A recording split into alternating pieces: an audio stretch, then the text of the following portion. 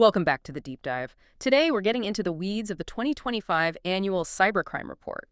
Our job, really, is to cut through all the noise from 2024's activity and pull out what really matters for you. And this report, it really paints a picture of, well, total transformation. It's not just hacking anymore. We're looking at a huge, professional, almost industrialized, global setup. Absolutely. And maybe the most surprising thing right off the bat is in the headline numbers. You see all this professionalization happening, but something else occurred in 2024. The actual number of complaints about ransomware, they dropped by 13% compared to the year before. Hold on. Crime gets more organized, more industrial, but the big one, ransomware complaints, goes down. That feels wrong. How does that work?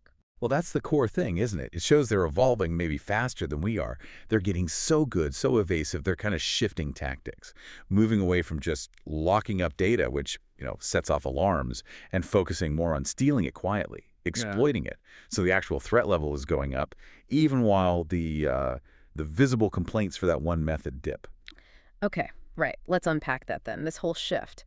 If it's not lone wolves anymore, what does industrialization actually mean day to day for them? How are they setting up shop? It's all about organization. I mean, the motivations haven't really changed, mostly money, sometimes ideology, or just, bad behavior. But the big change is formal coordination. They're basically running like businesses, specializing tasks, using standard tools, building communication networks, think underground forums, encrypted chats, that sort of thing. So literally like supply chains. You could, go online somewhere dark and buy access to a company network? Or just lease the attack software? Exactly that. And this brings us right to probably the most critical idea in the report: Cybercrime-as-a-Service, CaaS. It just means criminals offering up their skills or tools ready-made. You pay, you get the capability. It makes really advanced attacks available to way more people. Like Amazon Web Services, but for crime. That's a good way to put it, yeah. And the service menu is pretty long. You've got phishing as a service, malware as a service, MAS, they call it DDoS as a service, and of course the really big moneymaker, ransomware as a service, RaaS. And just to show you how specialized it gets, think about initial access brokers. IABs? IABs, right. Those are the guys who just focus on picking the locks, basically. Precisely. Yeah. Their entire job is getting illegitimate access, RDP, VPN, whatever, into victim networks. Then they just sell that verified access onto the ransomware gangs, the affiliates, often for thousands of euros for just one connection. The main attackers don't even need to find their own way in. Okay, so the big picture here is clear. Cybercrime's now this specialized, outsourced business, super efficient. And that efficiency must let them pivot fast. So how did the actual attack methods change and get more sophisticated in 2024? Well, look at ransomware again. Since just encrypting data is easier to spot now, they're leaning hard on data theft. They steal your data and then threaten to release it publicly, maybe on some wall of shame site, to force you to pay. It's all about maximizing that psychological pressure, the reputation damage. And we saw a big shakeup in the ransomware world too, didn't we? Because of law enforcement. We did. Coordinated police actions, especially Operation Cronos, really hurt Lockbit. They were the top dog for a while. That created an opening, and another group, Ransom Hub, jumped in and took over pretty quick. We also saw some worrying signs from newer groups like Termite. They're just reusing old leaked codes from Bullbook. Yeah. And FunkSec, fascinating case. Self-taught guys apparently using AI to build their ransomware tools from the ground up. Wow, using AI to actually write the attack code. Yeah, that's a scary step up. And the extortion itself got nastier. We went from double extortion, encryption plus the leak threat, to triple extortion more often. Exactly. Triple extortion adds business disruption. Usually a big DDoS attack launched right alongside the data theft and leak threats. So they're hitting you from three sides at once. And to make it even more stressful, a lot of them now use this dual countdown timer on their leak sites. One clock says they'll sell your data in, say, 3 days. The second says they'll just dump it for free in 7. That's just brutal psychological pressure, designed to make you crack and pay fast. But okay, despite all this fancy RaaS stuff, the report still says good old phishing is the main way in. Why is that still so effective? Because it works. It's simple, scales massively, and now AI is making it even better. It goes after the weakest point, us people. We're seeing more smishing that's phishing via SMS text messages. Short, urgent texts, fake package tracking, bank alerts. Get you to click fast.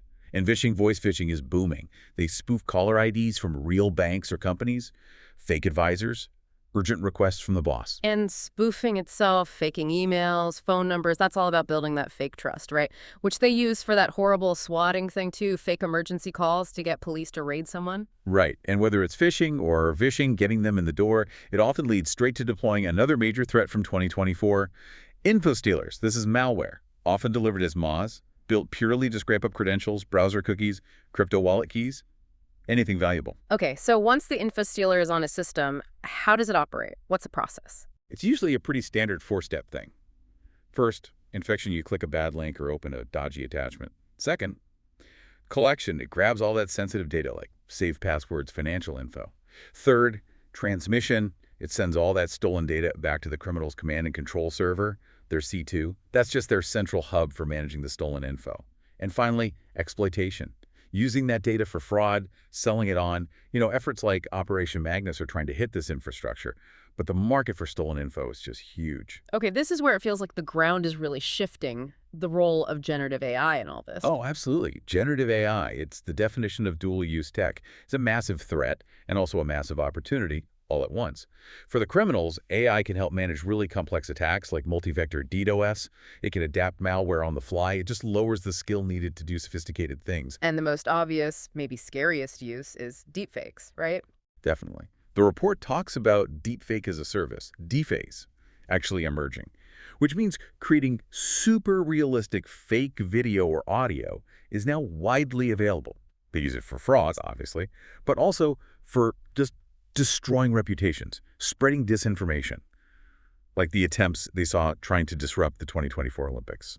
And how's AI making basic phishing even more dangerous? It weaponizes spear phishing. AI can scrape up tons of public data, social media, company websites, past data breaches, and then craft incredibly personalized, believable emails, stuff that humans would struggle to spot as fake. We're also seeing synthesized voices used in phishing calls, perfectly mimicking a CEO asking for an urgent wire transfer. The AI optimizes the scan script way faster than a human could. And the engine running this whole underground economy, it's crypto assets, isn't it? Perfect for criminals. Yeah, they're incredibly useful for them. Three main ways. One, it's how they pay each other on these dark marketplaces. Two, it's often the target itself stealing crypto directly. And three, crucially, it's a fantastic tool for money laundering. So how are they cleaning the money once they steal crypto or get paid in it? They're getting pretty clever. The report mentions things like Cryptomeasures services that tumble dirty coins with clean ones to hide the source, instant exchangers, moving money around quickly, and this technique called chain hopping, basically bouncing funds across different blockchains, Bitcoin to Monero to Ethereum, maybe to break the transaction trail before cashing out into regular money. And beyond just using crypto, the crypto market itself became a huge target for scams in 2024. A massive target. The volume of crypto scams just exploded. The most common one seems to be fake investment scams. Promises of crazy high returns. They show you fake gains on a slick website or app, convince you to put in more money, then they hit you with fake withdrawal fees or just disappear with everything. And the old social engineering tricks are still there too, just adapted for crypto, like romance scams, fake job offers. Yep. Still relying on manipulating emotions or offering fake opportunities to get victims to send crypto up front. Then you have the more technical scams, things like wallet drainers. These are malicious smart contracts. They trick you into signing a transaction that gives them permission to just empty your entire crypto wallet. And exploiting flaws in legitimate smart contracts, especially in DeFi, decentralized finance. The report estimates over $2.2 billion are stolen just by exploiting code flaws in 2024. It's staggering. But, with the scale of threat, it is good to see law enforcement coordinating internationally. It's making dents. Operation Cronos hitting Lockbit. They took down 34 servers, froze over 200 crypto accounts linked to them. That hurts. And Operation Endgame went after the malware delivery systems, the botnets. Exactly. That one took down huge botnets. iSides, Bumblebee, others. Seized over 100 servers, froze something like 70 million in crypto wallets tied to them. So that global cooperation is vital. But you have to admit, the criminals are adapting incredibly fast, maybe faster than the response sometimes. So, looking ahead, what does the report flag as the big emerging risks? What should we be watching out for? Well, the Internet of Things, IoT, is a huge one. Just the sheer number of connected devices. They reckon 45 billion connected things worldwide by 2030. Every smart thermostat, camera, car, It's just this massively growing attack surface. These devices often have weak security baked in, or people use terrible passwords. Criminals rope them into botnets for DDoS attacks, or even use them to help with physical crimes, like figuring out when you're not home for a burglary. Right. And then there's the ultimate mashup, the digital attack with a real-world physical impact, Right. the hybrid threat. Yeah, that line is blurring more and more. We see doxing, dumping personal info online to harass someone used by hacktivists, even vigilantes sometimes. But the most extreme, really frightening hybrid threat is physical extortion for crypto assets. We're talking organized crime, kidnapping people, using violence, even torture against wealthy individuals to force them to transfer crypto. The danger isn't just online anymore. It's bleeding directly into physical harm. So, okay, what's the big takeaway from all this for you, the listener? I think it's that cybercrime has fundamentally changed. It's professional, it's industrialized, it's a global business, and it uses new tech AI, CaaS crypto, way faster than most defenses can keep up. And that speed is the real kicker, isn't it? We already know groups like FunkSec are using AI to build malware. AI is making deepfakes almost perfect for spear phishing. So what happens when an AI agent, not just writing scripts, but learning and acting autonomously learns how to combine those things? A self-directing attack using AI-generated malware and hyper-personalized deepfakes? And how ready are any of us, really, when the network includes every single smart device in our homes? It's definitely something to think about.